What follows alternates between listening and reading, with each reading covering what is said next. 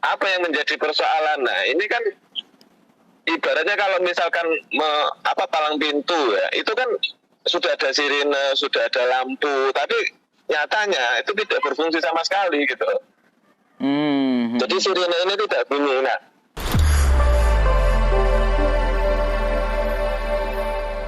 iya, saya lagi jandoman ini Pak Ale. Nah, mungkin kita bisa cerita-cerita di jalan. Jandoman lagi nih. Iya ini. Kemarin Pak Gali katanya di lokasi kejadian itu ya, kecelakaan itu ya.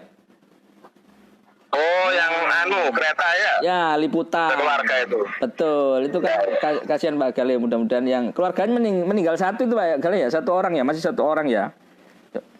Iya, masih satu orang. Istrinya. Loh, suaminya luka parah ya, suaminya itu ya. Informasi terakhir kemarin itu patah tulang. Tulang punggungnya itu ya.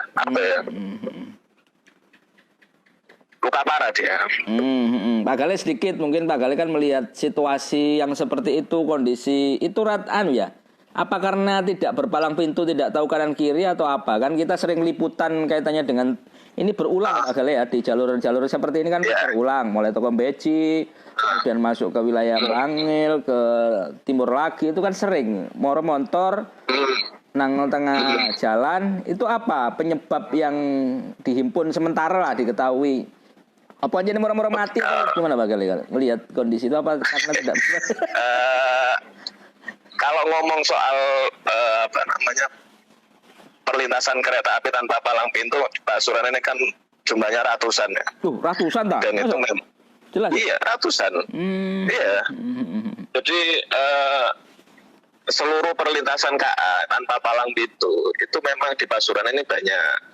Nah, itu kalau pengalaman saya itu pernah saya tanyakan di KA, di KAI, terus di itu ranahnya misalkan kayak di sub itu boleh mengajukan atau mengusulkan untuk membuat palang pintu gitu. Nah, kalau khusus di Beci ini kan memang sudah berulang kali ya Mas Yogi. 2019 pernah ada kasus mobil travel yang 4 orang tewas itu kan ya, termasuk warga negara asing itu kalau nggak salah ya.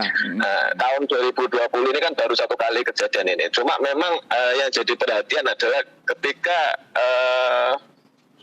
kasus ini terjadi di lokasi yang sama.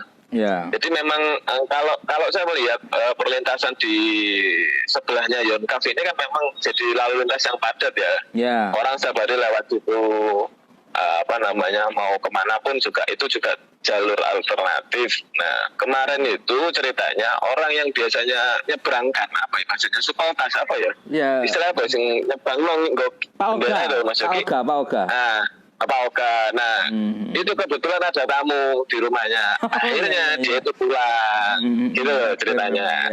Pulang, tidak ada yang menjaga atau tidak ada yang ngasih tahu kalau ada kereta lewat atau kereta apapun yang lewat itu tidak ada yang ngasih tahu. Nah, dugaan saya si korban ini nggak tahu kalau dari arah timur ini ada kereta lewat. Jadi begitu sampai dia langsung ketabrak itu. Saya kira seperti itu. Nah, apa yang menjadi persoalan? Nah, ini kan ibaratnya kalau misalkan palang pintu ya, itu kan sudah ada sirine, sudah ada lampu, tapi nyatanya itu tidak berfungsi sama sekali gitu. Jadi sirine ini tidak bunyi. Nah, salah satu solusinya ketika tidak bisa diberikan palang pintu ya, salah satu solusi sementara ya itu menghadirkan petugas itu. Artinya ada orang yang standby di situ. Entah itu nanti digaji bagaimana lah skemanya, yang penting ada yang menjaga atau minimal ada yang ngasih tahu kalau ada kereta mau lewat itu ada kereta itu ada. Jadi tidak akan terjadi kejadian-kejadian seperti ini. Kalau ngomong soal ngasih palang pintu semuanya, maksudnya itu kan terlalu panjang ya, artinya agak susah mungkin direalisasikan. Nah, kalau saya melihatnya kemarin ketika tidak ada yang jaga kan kejadian. Artinya selama ini ketika ada yang menjaga tidak kejadian, gitu. Berarti penting sekali ya Bapak supeltas sing masih dikai 1.000 lek wis waya dhek purik mulai sedino sepi barang itu kan ya bahaya juga ya. Iya, ya bahaya. artinya kan kayak gini. Harus ada keseriusan. Itu kan kemarin kemarin itu kan posisinya dia dari arah barat ya kan, mau masuk ke arah Beji itu ya. Dia karena rumahnya Kolur Sari, mungkin dugaan saya dia pengen rapes lah, pengen masuk jalur alternatif ya. Nah, terus dia kan nganan dia nggak tahu kalau dari arah timur ada kereta lewat kan gitu. Ya sudah. Gitu. Kalau misalkan itu bayangkan misalkan itu ada supeltas, kan akhirnya supeltas mungkin memberitahu, Pak ada kereta, sebentar tahan dulu kan gitu. Ya. Oke. Tapi saya kemarin mencoba Mas Yogi. Mencoba apa? Saya kemarin enggak, artinya saya lihat ya. Iya. Waktu ngambil gambar, saya nggak tahu kalau dari timur itu ada kereta. Kok tidak dibengoi wong-wong, woi, kan ada sepur. Waduh. Oh iya.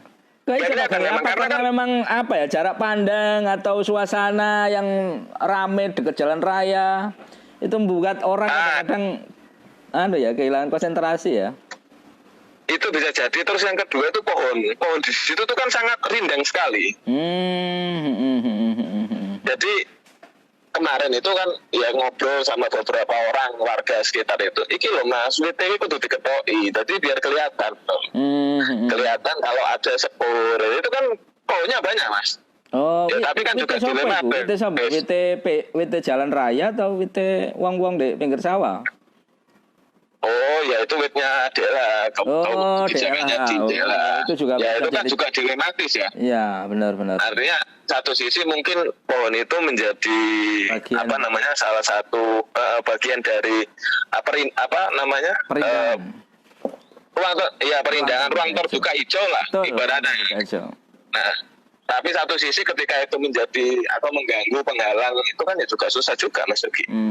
Ya menurut saya kalau misalkan memang itu agak susah dicarikan solusi ya silakan aja nanti misalkan menyewa supeltas yang mungkin digaji negara karena untuk mengantisipasi kejadian-kejadian ini. Kalau saya melihatnya sederhana, ketika sudah ada yang menjaga kan akhirnya kejadian. Nah selama 1 tahun ini kan kasus 2020 kalau data dari lalu lintas Polres Pasuruan ini baru 1 kali kejadian di situ. Nah berarti kan selama periode dari kemarin 1 tahun ini kan nggak ada kejadian ketika ada yang menjaga gitu. Kira-kira benar.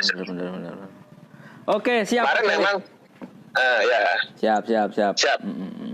Terima kasih. Mungkin itu juga bisa didengar dan jadi perhatian juga ini. Mantap ya.